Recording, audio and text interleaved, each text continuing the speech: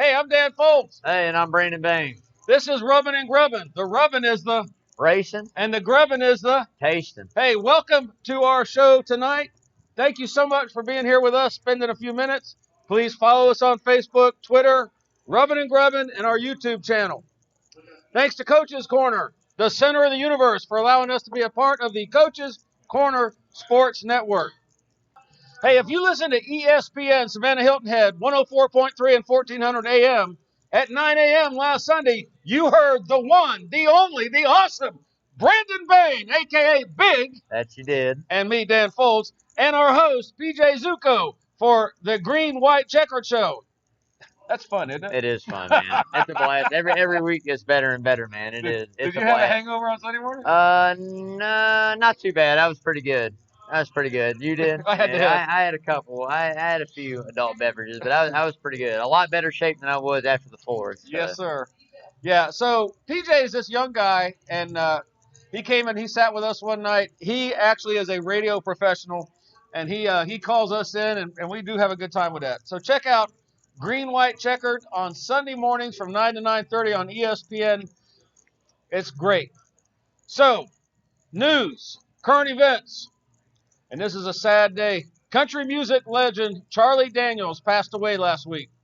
Charlie sang our national anthem numerous times at NASCAR events. He was a huge NASCAR fan, and NASCAR freaking loved some Charlie Daniels. Definitely. He was a personal friend of Darrell Waltrip, who mentioned him in a pre-race invocation on Sunday. Nicely done, Mr. Darrell. Charlie also sang the opening theme to the NASCAR movie. What was that movie called? Stroker Ace. Was that a great movie? Not so much, but hey, man. That had Stroker Ace had Burt Reynolds in it. By the way, Burt Reynolds also made a movie right here in Savannah, Georgia. And I know a lady who had relations with Mr. Burt, but being as how we're gentlemen, we're not going to say any names. But I actually do know a lady that enjoyed Burt's company. Hey, so we made a few episodes ago of the worst NASCAR movies ever, and apparently Stroker Ace took number one. What was the best movie? To me, when they asked me, I mean, obviously, Days of Thunder has got to be the greatest, man. I mean, and we just talked about Days of Thunder, too. Man. Hey, I mean, the AD Harry Chad, Hogg, Cole Trickle, come on, dude. We got the AD Chad Griffin in the house with us tonight, and we are so stoked that the AD is here with us. So, veteran driver Brendan Gaughan, and that's Gaughan, not Gone, but he's fixing to be Gone, has tested positive for COVID-19. That's not why he's going to be gone. He last completed at Talladega on June 22nd. He isn't scheduled to start again until Daytona on the 29th of August. He's had a few mild symptoms, and he's doing okay.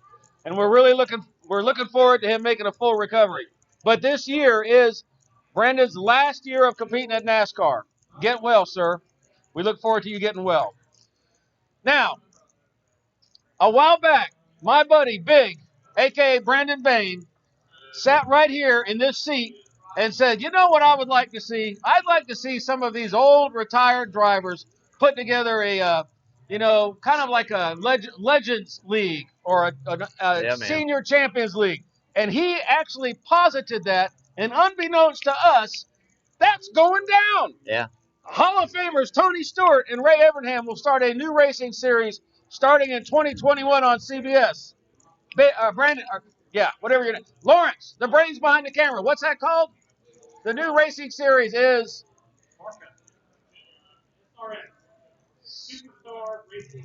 Superstar Racing Experience. And that's coming on 2021 on CBS. The Saturday night primetime show will feature all-star drivers, short tracks, equally matched cars. This is going to be kind of like the old Iraq series. Big, do you think they'll get any backlash from NASCAR? Because this ain't a NASCAR gig, right? No. I mean, to me, that's going to be a negative. I mean, it's we've seen it in other major sports when there's, I guess, if you want to call it a competitor, which I don't even look at it as a competitor, comes in, tries to put a new platform out there for, hey, we also have football, or hey, we also have basketball.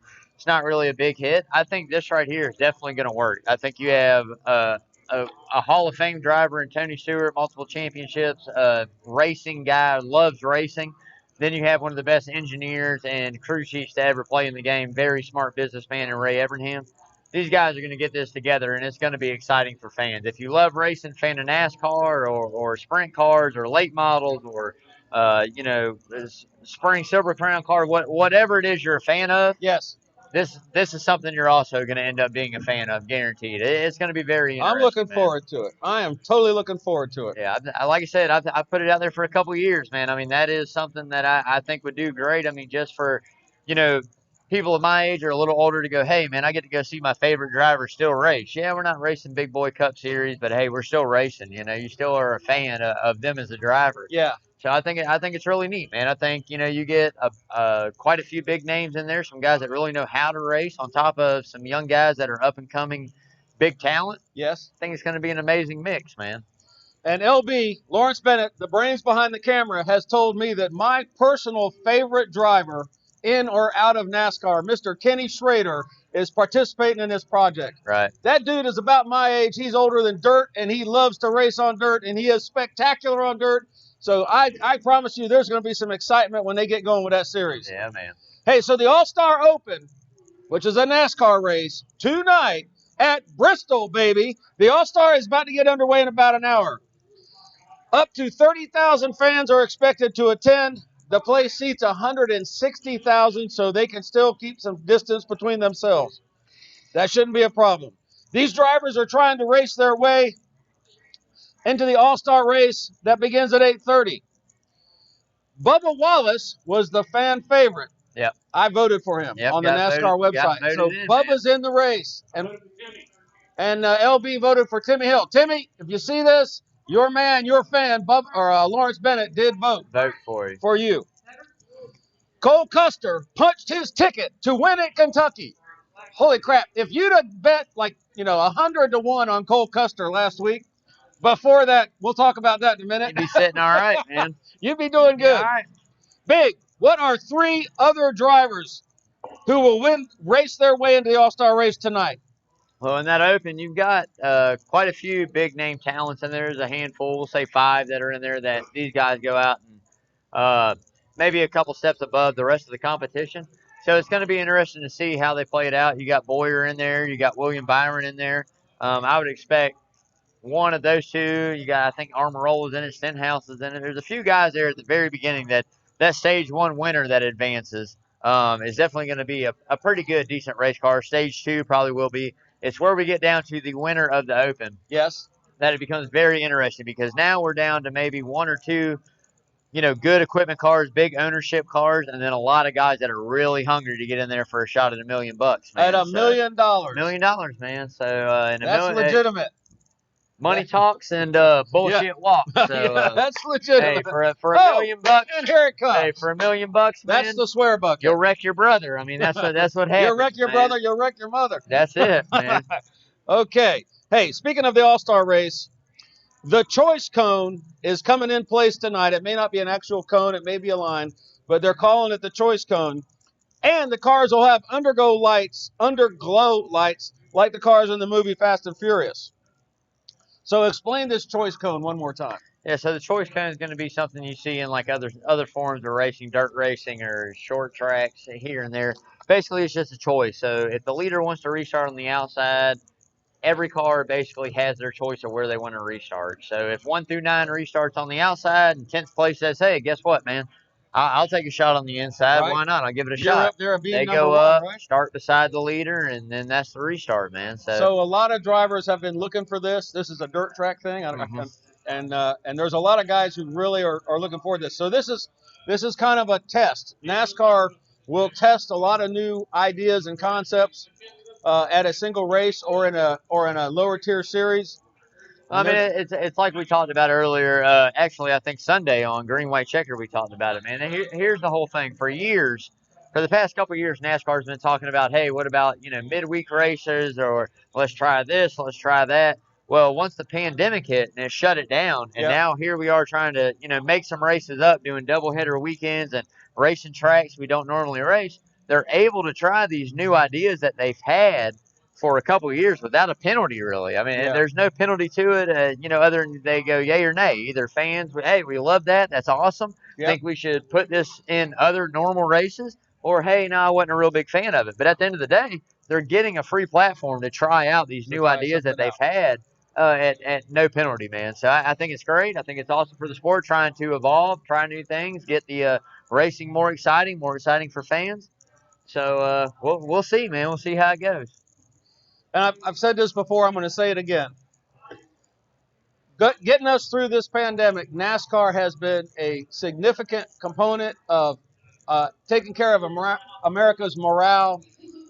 People are kind of out of their minds with being locked up, and NASCAR has just gone above and beyond, and their numbers are way up. Yeah. Their viewership is way up. They are collecting new fans faster than you can believe.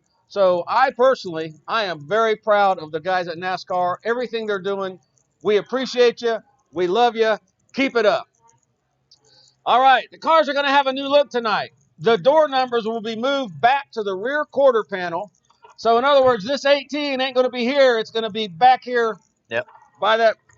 That's going to be moved back. And so on the Dirty Mo, which is Dale Earnhardt Jr.'s podcast, Dirty Mo, Dale talked about this, and he said, I'm not really sure if this is going to work or not. Everybody's kind of used to seeing the big number on the roof and the number in the middle of the door. So we'll see how that works tonight. I am, however, looking forward to the lights under the cars. Yeah, I think the underglow LED is going to be pretty neat. Now, as far as the number change back, I mean, I can understand paint scheme wanting to show off a little more sponsor. Hey, here we are in an all-star race for $1 million, no points. I get that, but as far as like moving it for a permanent deal, nah, man. You got to stay classic. You got to stay classy, man, out there. And ladies and gentlemen, this is super fan Brandon Bain, Atlanta Motor Speedway's #1 fan, world famous. And if he says it, he's the guy. Listen up. Yeah, you got to stay true, man. True to the roots, man. No championship points tonight. And we're going to talk about the championship here in a little bit. I'm asking and learning about NASCAR, and we were talking about championship. So they're racing for $1 million. Since we're at halfway point in the season, tonight will be the last show broadcasted by Fox. Jeff Gordon and Mike Joy. Holy crow, am I going to miss seeing you guys up there in the booth. Great job all years, guys. We've talked about NBC doing a race versus Fox. And I don't want to be a poo-poo guy, but I really like the way that the Fox guys do cover the race. I think they're spectacular. We're gonna have to give the NBC guys a break, but yeah. I mean, you got Mike Joy, man. I mean, one of the classic, voices of NASCAR. There's a few guys before him calling races that were obviously big guys. Ken Squire was one of them that was just a voice of NASCAR, for a long time. So it's very hard when you're so used and humble to seeing that. To come back and change it up a little bit. But with that being said, NBC does have Dale Jr. They do have Jeff Burton. They do have Dale Jarrett when he's healthy in there. So they've got some experienced guys that are from multiple generations of race cars. How you doing, sir? That can really relate to the sport. So you're looking for the pool table. It is outside. This is a live production at Coach's Corner, a going concern, and we are so glad that this place is packed with people safely, socially distanced. A couple great races last weekend, man. Xfinity doubleheader. Austin Cindric, I'm pretty sure, won both of them. Had a little bit of drama in there, man. I thought it was good. Absolutely amazing. I mean, big shout outs to Noah Gragson. Yeah. I loved how he handled himself. I told you I was going to say it, man. During the Xfinity. It's this damn simple, man. Hey, couple things happened. This, that, on track. He did not get in his personal space. He did not get in his face. He did not say anything that I could clearly see body language wise that was, aggressive. Yeah. Harrison Bird brought that on himself, man. And big kudos to Noah Gragson out there, man, for sticking his own and caught him with a nice clean right. And I mean, that was pretty, man. But, there again, don't start none, won't be none. And I'm pretty sure Noah Gragson probably said, hey, look, at the end of the day, don't make me call my brother because somebody will take an ass whipping. There's an old country music singer sang a song several years ago that said, you got to stand for something or you'll fall for anything. And the boy stood up for himself. All right, if anybody finds Dan Foulds in this room, get him back on the script, okay? All right, so that was Kentucky we were talking about. The and Xfinity. the Xfinity, and then they had a great race. Wild and aggressive moves by drivers. They were trying to get clean air. So why is clean air more of a issue now than it has been? Well, with the new package, what we were talking about earlier, the horsepower package, when you drop RPMs, whether that means you're lifting off of the gas or you end up getting behind another car and having to burp a little bit or whatever it is, right? when you lose those RPMs, you lose speed. And the throttle response is how quick you pick that back up is not what it used to be. Yes. So we fine So they got case. 550 horsepower versus Back in the day, a 750 package. They had more at one time. You know, they have more downforce now. right. There's more drag in the car. They're able to maneuver the car a lot better, maintain higher center corner speeds. Right. But as far as throttle response and quickness and on how big we can get these runs going, it takes a little while longer for a car to develop a run. Classic case scenario was right there at the end of the race on that green white checker. Blaney, Harvick, and Truex going 3 wide. Blaney drove it in there really hard. Yep. Washed up, got into him. They all washed up into each other. Guaranteed every single one of them. When he says washed up, they bumped into each other. They crashed washed, up into each went other. up the track. They went up the track. So, you know, with that being said, when that happens, I mean, guaranteed every single one of them lifted a little bit, even if it's for, 0.2 of a second, they lifted. Right. And Cole Custer, that's why when you look at the replay, I mean, he looked like a rocket because he's going so much faster. He was still revved up. He still had his RPMs up. He had the run. Yeah. And he blew by him, man. And Cole Custer is a rookie, man. Yeah, which is awesome, man. We were watching that race right here, Julius Bennett and I, and my wife, and that event happened at the end of that race, and I literally, I was standing up, jumping up and down, and I said, "What in the Sam Hill just happened? What just happened?" Yeah. Nothing better, dude, than watching a guy that's in his first full season in a cup car gets moved up. You know, oh, it's going to take a couple years. Oh, it's going to do this. It's going to do that. Right place, right time. Definitely played off. They rang the dinner bell, and he was sitting at the table. Man, he was ready. Fork and knife ready with the bib on, man. I mean, they left that door wide open, and he came in and took the cookies, man. That's for damn sure, man. There you go. And there's your Easter egg. All right. That was fun to watch. Not sure if we are a fan of NASCAR's 550 horsepower package for mile-and-a-half tracks. Sure, the restarts are great, but it seems like it's hard to pass. They go around kind of like slot cars. And LB says maybe we should call it naps car, like I'm going to take a nap. I don't agree with it. That's one of my famous sayings, man. There is times where he gets out there like that. Years past the 550 package. Here's the deal. As a sport, NASCAR wants this to be the most entertaining race you can possibly watch as a fan. Yes. So by doing this 550 package, what they expected was a lot of side-by-side cars. Yes. Okay? It doesn't matter if we're at Atlanta. It doesn't matter where we are, where they're running that package. We're going to be side-by-side. Yes. Now, they want side-by-side racing.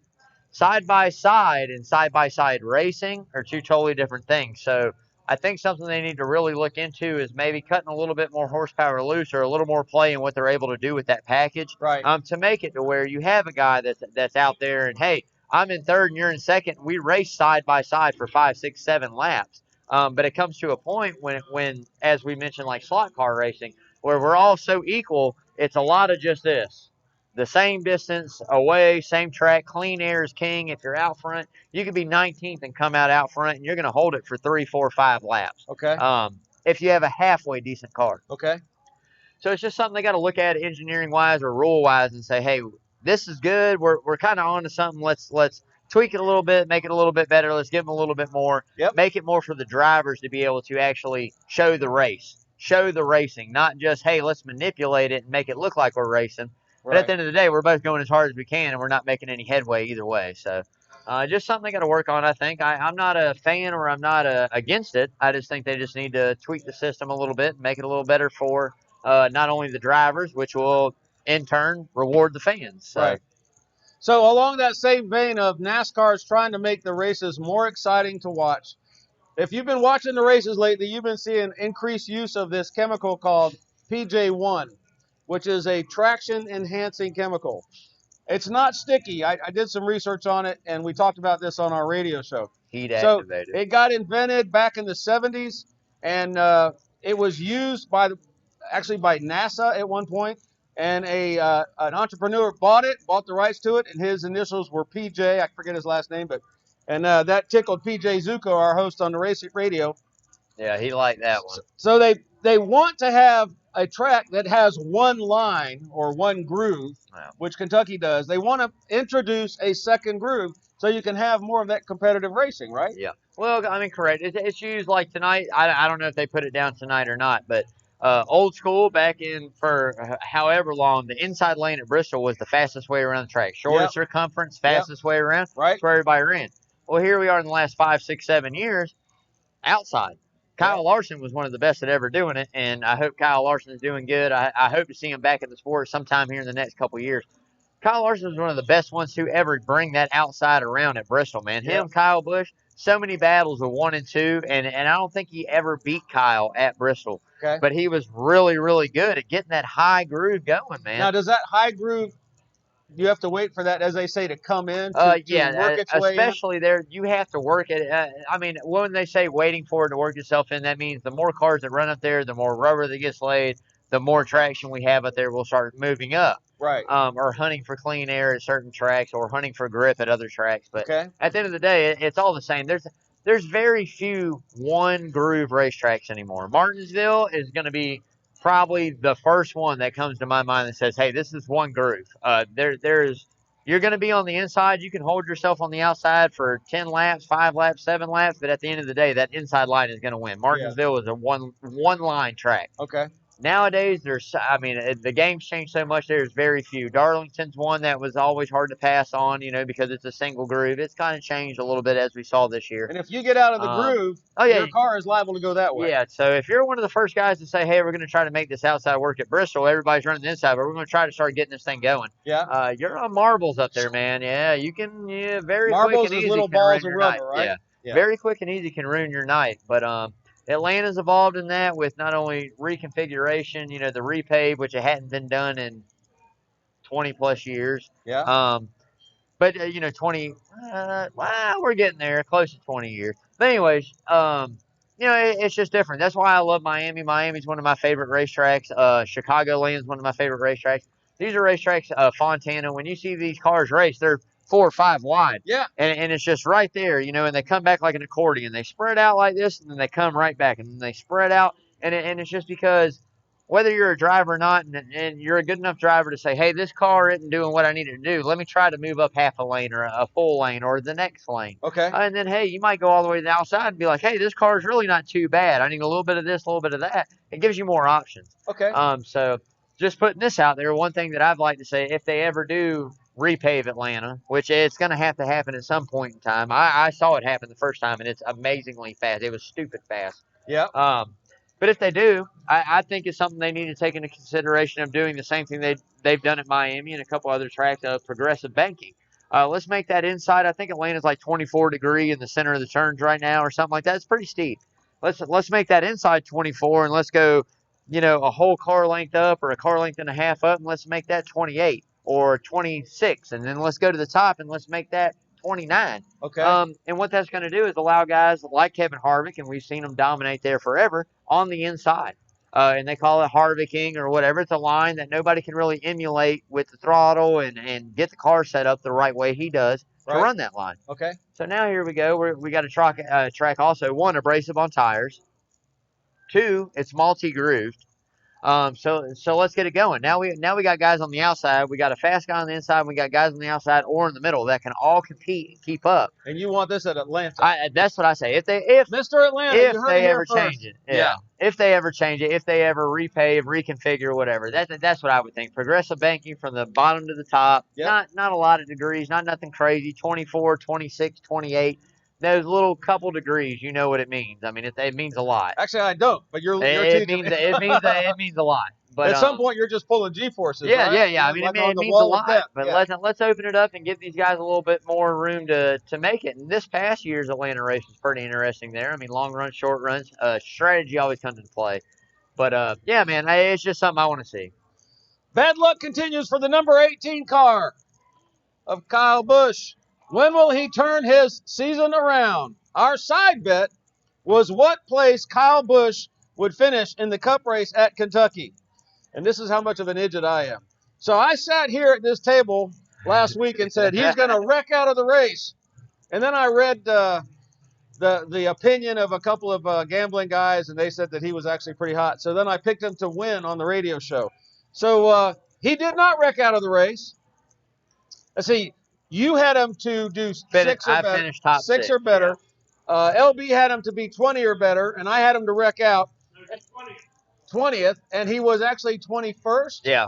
So we're calling that a push. That's a push. We're carrying this on to this week. We got to get something figured out for here. Another tonight, you want to do tonight, or you want to do Sunday at Texas? We'll do Sunday at Texas. Sunday at Texas. Sounds good. We'll have another one that pushes over to this week. So. The good, the bad, and the ugly Kentucky Motor Speedway edition. The good, that move in the final laps to the outside by rookie Cole Custer to make it 4 wide. Super exciting racing. He smoked the leaders, brought home his first victory. Yeah, man. He secured a playoff spot with that win. Big. What did you think of that finish? Yeah, I thought it was pretty neat. It's always neat in this sport when you see a rookie driver come out and win a race. Period. These races are very hard to win, even if you're a seasoned vet. These are hard to win, man. And the move 4 wide to go up there, those 3 guys, like we talked about, I think got to racing with each other and thought that was it. And here comes this young rookie that just said, hey, I'm hanging it out, man. This is the only shot I got. And, hey, he made it happen, man. So big kudos to Cole Custer and Stuart Haas Racing with that, man. Glad to see him get a win. There's no questions asked anymore. The kid can win. And that is one question that's going to be settled. And what a name he's got. So I had the number 19 car, Barton Truex Jr., in our game of skill, which is occurring right over here right now, and I'm probably losing money as I sit here and talk. Yeah, I hope so I lost $300 in that instant when Cole Custer won that race. Doggone it! Yeah, it wasn't dead over yet, man. There's a lot of stuff that could have happened. You can't look at it like that. That's all. It's just money. What do they say? Gambling money has no home. I've heard that. That's it, man. The bad. After finishing second last week, the number 42 car, Matt Kenseth, spun twice, finished 25th. He had a loose car all day, just when we thought he was turning his season around. Yeah, he kind of had a rough go of it, man. I mean, you got to look at it like this. Here's a guy that comes off from not racing anything near this car for the last couple of years, 18 months, whatever it was. Yep. So he comes back doing a good feel for Ganassi, which is really good equipment in light of what happened to Kyle Larson earlier in the season. New team, new guys he's never worked with. Just so many different new variables that he's having to adapt with, and to come off a really good run, and we're talking about a totally different setup. Yeah. And then have a loose car and not be able to fix it. It's not necessarily spinning out twice or what happened in the race. Is the fact that here we are, and for 268 laps, I can't communicate to my team to get my team to make the changes if able. Right. Some cars are just too done. It goes, hey, there's nothing we can do. We've thrown everything at it. There's nothing we can do. It is what it is. Right. But the communication aspect from driver to team is what is more disheartening than a couple spins for a guy who hadn't been in a car in a couple years, man. So gotcha. The ugly. Jimmy Johnson was running third on the last restart until the number 2 car of Brad Keselowski spun him, and the number 48 car finished 18th. After the race, Jimmy Johnson, who just did return to racing after a coronavirus scare, he tweeted that he is looking forward. Now listen up, sports fans. Jimmy Johnson is looking forward to his next restart behind Keselowski. Holy crap, man. Is that a threat? I'm pretty sure that's a promise, not a threat. But let's break it down. So what that means is if you got Keselowski tonight for this All-Star race in a book, you need to go ahead and switch your pick because it's bound to happen tonight. But to be honest, man, and I'm sure Jimmy feels a different way. Obviously, coming back off of that Corona scare, excited to come racing, have a really good car, be right there, and then kind of get it taken away in a way. I can understand where he's coming from. But when you watch that, man, Keselowski made the move to the inside, had a nose on him. Jimmy tried to block a little bit too late. Keselowski is not the guy to play with when it comes to blocking or any of that. We've seen it over the past few years. William Byron, anybody, teammates, anybody. It's just a respect deal for him as a driver. He says, hey, if I got a position on you, give it up. I'm here, and if you try to go like this, I'm going to crash you. I'm not letting off, period. And he's taking himself out. He's taking other drivers out. I'll he's taking crash both of them myself out. To make a point. Correct. That's what it means. It's basically just a respect of me as a driver. So then he gets a I'm not going to be reputation. the guy. So he That's crashes bad. himself. Hey, that's bad Brad, dude. Yeah. They call So him then he bad, gets a bad reputation, and Brad everybody for knows, a like, reason. don't do that to him, or you're gonna get crashed. That's it. All Pay right. the cost to be the boss, man. And unfortunately, paychecks did not come in on Friday for Jimmy right there, man. So you know. All right. Man drama. Checkered flag for charity. Now, we talk about this every week, and I want to go into this in a little greater detail. We are raising money for the Ronald McDonald House at Memorial Hospital. If you're not familiar with the Ronald McDonald House, it's a place that a family who has a child in that hospital can stay for free so that they can spend as much time as possible with that child. It is a spectacularly wonderful thing. Yeah.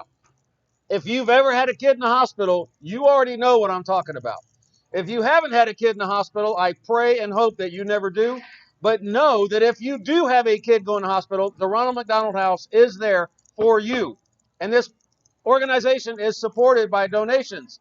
And there's a lot of people that do the right thing and donate. My friend Danny Merritt donated. We donated. Yes, he did. We are donating here every single week, every single show. We raise money for the Ronald McDonald House. And the way we do it is the number on the side of the car is how many dollars we put in this bucket, in addition to all our swear words. Yeah. So, the Cole Custer car has the number 41 on it. Number 6. There Thank it you, is. Coach. Thank you, Coach. Coach Carl in the house. Carl DeMasi in the house. So, we raise money for this fine charity. Yeah. So the 41 car came in, so we're putting $41 for the Ronald McDonald House. Our total so far this year is $751. You, dear viewer, could help us push that number up. If you would please stop by Coach's Corner, please, and contribute and say, I want to donate to the bucket for the Ronald McDonald House. And big, how can they do that? Hey, man, I tell them all the time, you got to come up here to the center of the universe, man. Coach's Corner, the only spot to be for live sports, period, in Savannah It's or the surrounding center of area. the You better freaking come on in, universe. man. But at the end of the day, man, like I say, nickels, dimes, 10s, 20s, 100s, 50s, it does not matter, man. This is all for a good cause.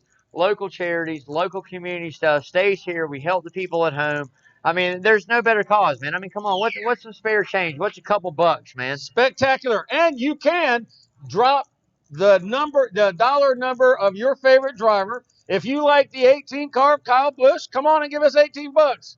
And you just saw Coach Carl DeMasi, who is a spectacular on-air personality, ESPN radio veteran, does a live show now with the AD Chad Griffin. Yeah. And Coach is here with us, and we are so excited. Come on, dude! Xfinity car owner Anthony Clements of Jeremy Clements Racing was fined $10,000 by NASCAR for violating their COVID-19 protocols. This is the first time a team has been fined in that manner. Boy, wouldn't it be great to get that $10,000 for our Ronald McDonald House? Mr. NASCAR, help your brother out. Cheers to Xfinity driver Austin Cedric. Now, if you watch them Xfinity races, they had a couple of them, and that young man won both.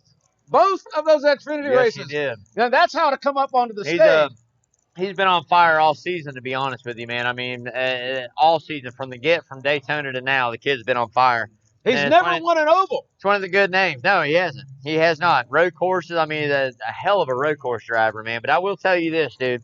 I can tell you that name, Austin Cindric and Noah Gragson, those two guys right there, you better be on the watch out, man, because when a ride opens up in the big boys, somebody's going to get one of those two kids, if not both of those kids, man. They've got very good potential and their pedigree down in the sport. They were not brought up too fast, which I also think is another key that happens a lot. Kids win too fast, and then they go, hey, I got to get on it now. If I don't get them, somebody else is going to get them, and I got to have him because he's winning. And then we come into the big boys and we don't win. So when I used to work races as a medevac pilot, these kids were in diapers. And when these kids finish racing, I'll be in diapers. I mean, some of these kids might not even been born yet, Dan, to be honest with you. Yeah, I figured out that when I was flying Penn State's Lifeline helicopter in Pennsylvania, PJ was 4 years old. Right, there you go, man. Okay, big. Far right turn. That's it. Noah Gragson and Harrison Burton. We kind of talked about that already. We alluded to it a little bit, man. I love it. I love it. Big shout-outs, like I said, to Noah Gragson. Harrison Burton learned a very valuable lesson there, right there. At the end of the day, what it is what happens on the track stays on the track. Don't make it personal. Don't make it physical.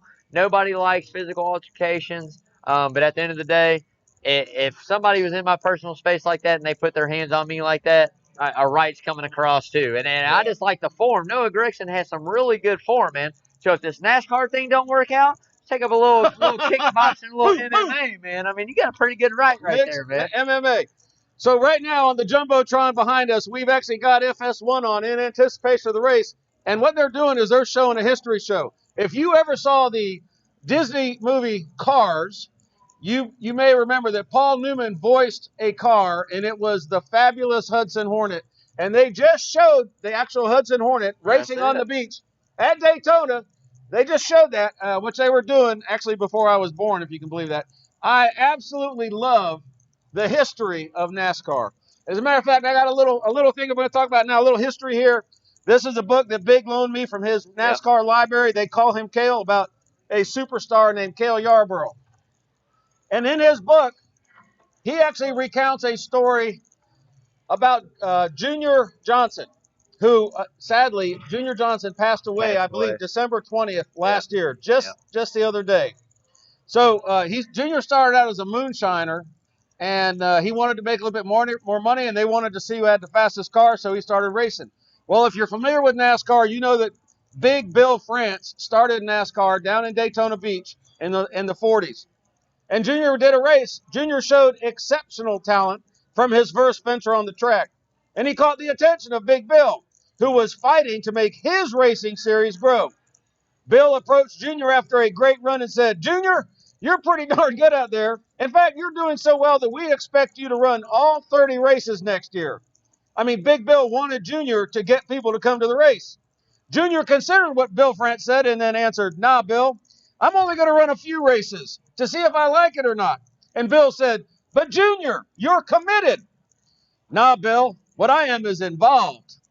"You're committed, Junior." And this time it sounded like he meant it. And after a minute, calm country boy Junior Johnson looked at Bill and said, "Bill, you've got your words all wrong. When you sit down to breakfast tomorrow morning to bacon and eggs, the chicken is involved. The pig is committed." That's it. That's it, man. NASCAR history, baby. We love it. And they're showing it right up there now. And when that race comes on, it's going to be on the Jumbotron and about 900 other screens right here at Coach's Corner. Okay. Brandon's 5 drivers to watch tonight. All-star race. Woo, man, I tell you what.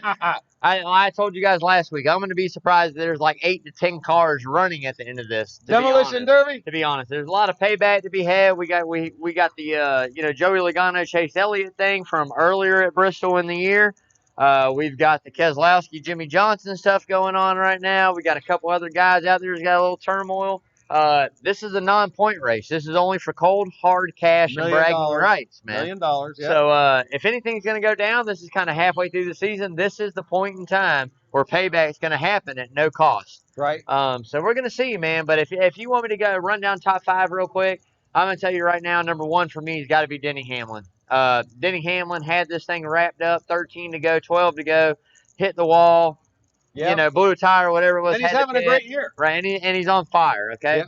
Number 2, I'm going to go in there and go Chase Elliott, man. I mean, Chase Elliott, there again. Here we were earlier in the year at Bristol. Great run right there with Logano. Right, him and Logano got into it.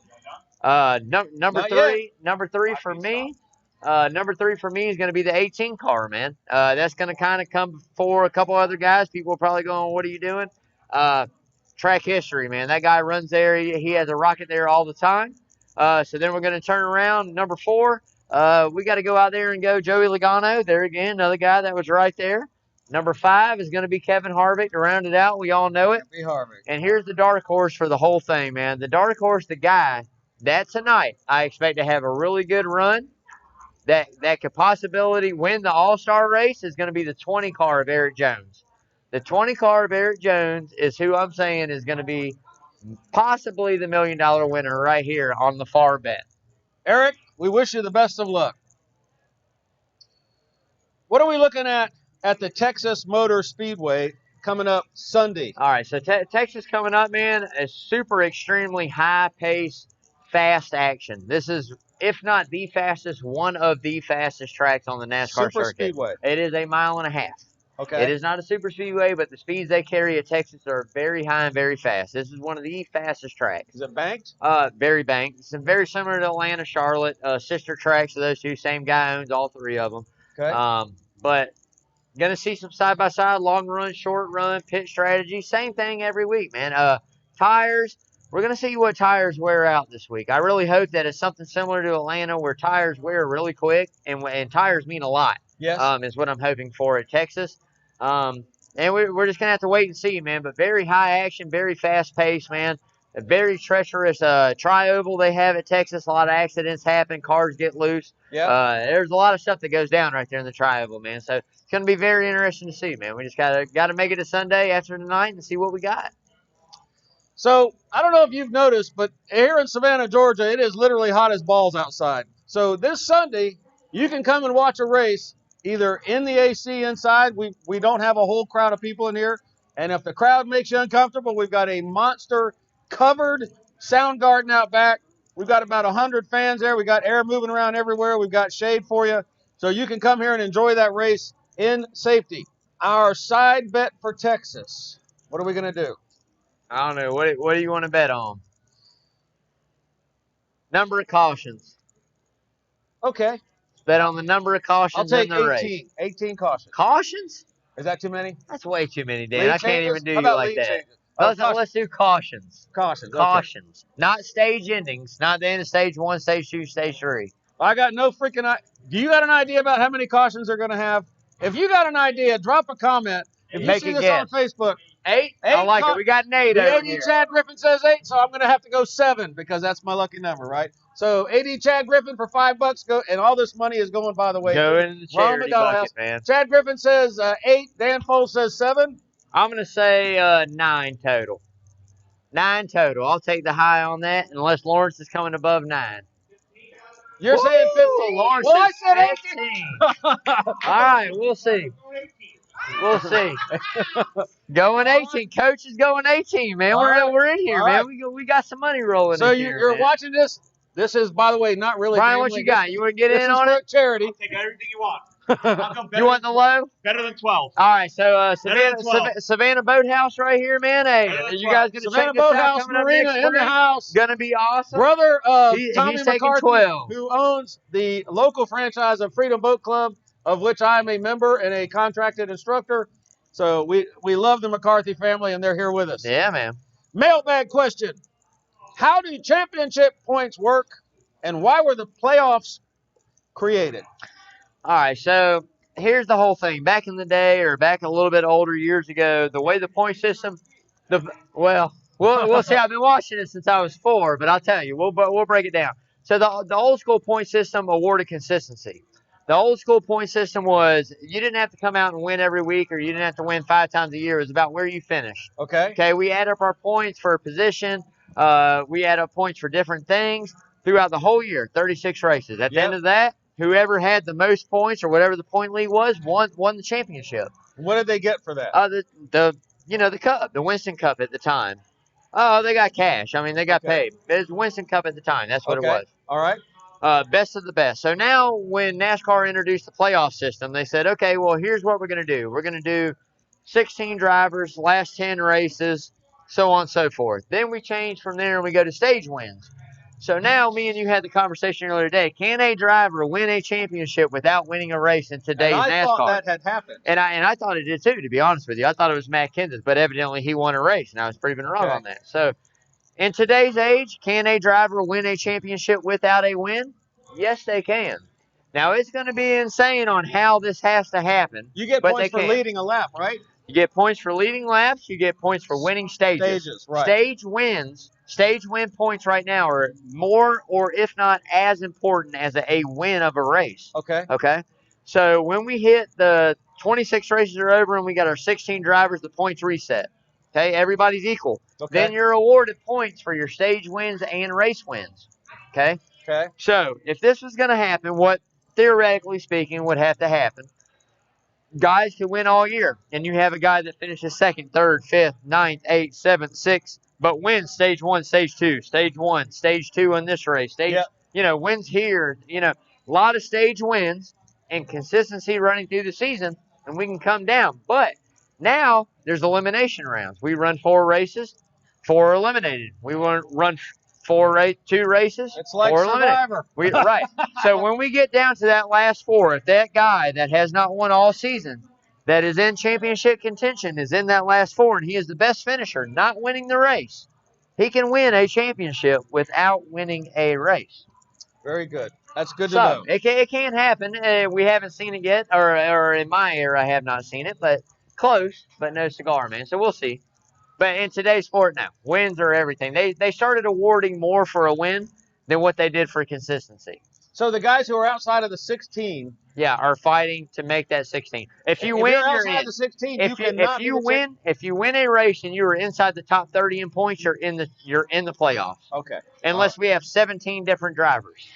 Okay. If we have 17 different winners 17 guys that win a race in a year, then we go down to best finishes or average finish, or I don't know.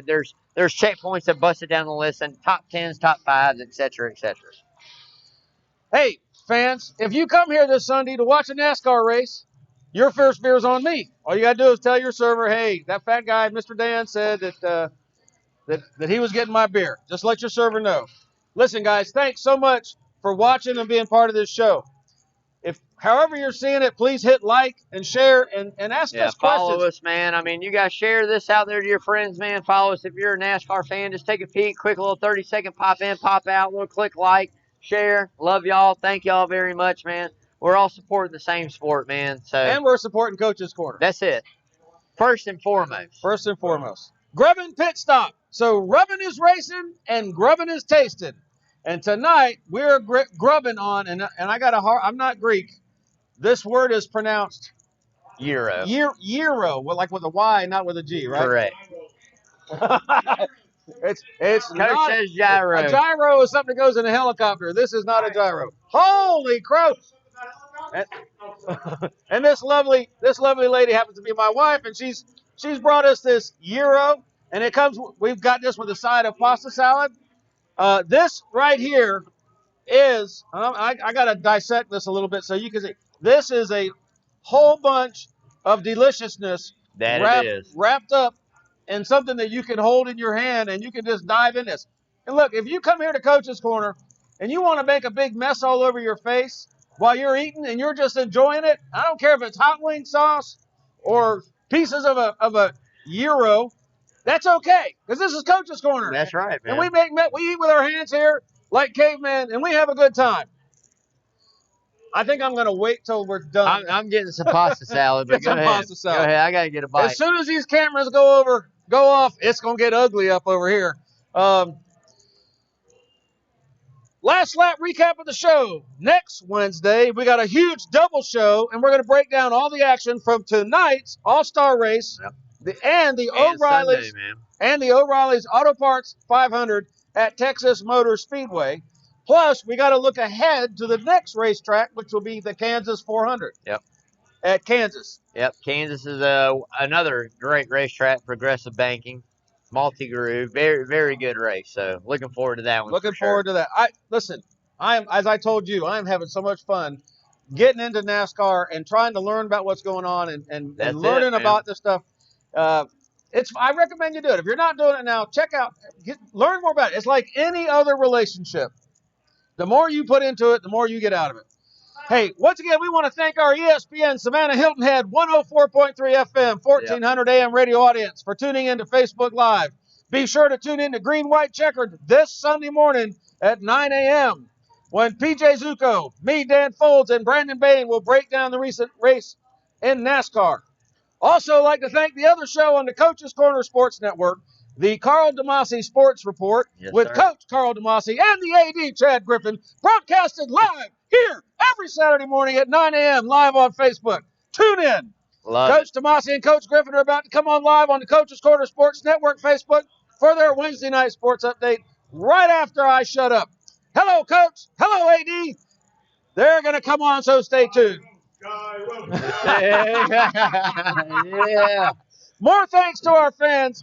That's you More thanks to you and Coach's Corner, the center of the universe. Hit like, share, and we will see you next week. Brandon, take us home. Hey, man, I'm going to tell you like this. Thank you guys for tuning in. Like, share, follow all of us. Like, share the whole Coach's Universe Sports Network, man. Come down, support local restaurants. Coach's Corner, man. Love it. Hey, one quick. I'm not even picking top 5 for Texas. I'm taking one guy. And he drives a FedEx truck because he's dropping boxes on them, all right? That man is dropping boxes on them. Hey, like I said, you guys stay safe out there and make sure you wash your hands.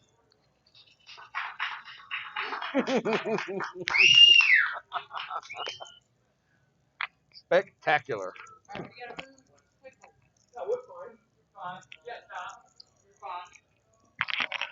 All right. Thank you. Yeah.